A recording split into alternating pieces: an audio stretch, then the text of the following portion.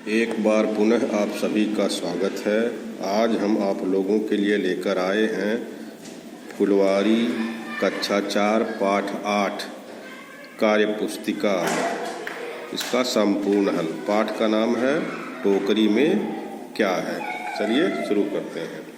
पहला प्रश्न है, फलों को खाने से क्या लाभ होता है, ये लिखना है।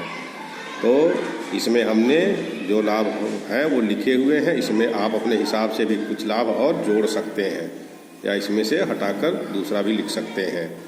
जैसे पाचन शक्ति बढ़ती है फलों को खाने से, शरीर की प्रतिरोधक क्षमता बढ़ती है, त्वचा और बालों के लिए लाभदायक होते हैं, हृदय को स्वस्थ रखते हैं, विटामिन तथा खनिजों की शरीर में पूर्ति करते हैं। इसके अलावा अन्य लाभ भी आप इसमें लिख सकते हैं।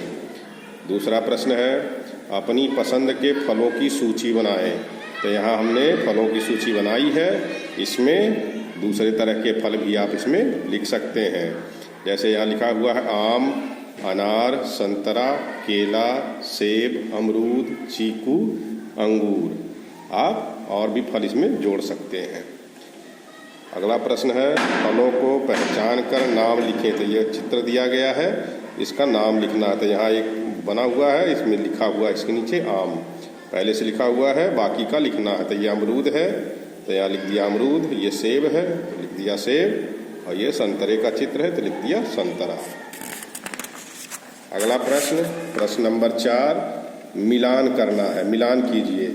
इसमें इधर स्वाद दिया है और इधर फल या सब्जी का नाम दिया गया है। तो टेस्ट बताना इसका। तो जैसे मीठा, तो मीठा होता है सेब, इसको मिला देंगे। खट्टा, तो नींबू खट्टा होता है, इससे इसको मिला देंगे। तीखा, तीखा मिर्च होता है, इससे मिला देंगे। और कड़वा, कड़वा स्वाद होता है करेले का, इसके साथ इसको मिला देंगे। इसी तरह से अगला प्रश्न है, अपनी पसंद के फलों के चित्र बनाकर रंग भरिए। तो ये जगह दिया हुआ है, आप अपने हिसाब से यहाँ चित्र बनाकर फलों के और उसका रंग भरेंगे। अगला प्रश्न है, प्रश्न नंबर 6, दो नाम लिखना है। जैसे यहाँ लिखा है मिठाई, तो 2 मिठाई का नाम लिखना है। हमने लिख दिया है, आप दूसरा भी लिख सकते हैं। तो मिठाई में लिख दिया है पेड़ा, जलेबी, आप बर्फ़ी, गुलाब जामुन या अन्य मिठाई भी लिख सकते हैं। इसी तरह से फल है, फल में सेब, आम लिखा हुआ है, आप चाहें तो और भी जोड़ सकते हैं। पेड़, बरगद, नीम, खट्टी चीज़, नींबू है, इमली है, और भी आप अपने हिसाब से कुछ अलग भी लिख सकते हैं। अगला प्रश्न है, प्रश्न नंबर 7, दिए गए फलों में क्या समानता और क्या अंतर है, लिखिए। तो ये फल दिए गए हैं बेर और सेब, तो इसमें बताना है समानता और अंतर। तो पहले मीठे फल हैं, ये दोनों पकने के बाद मीठे फल हो जाते हैं।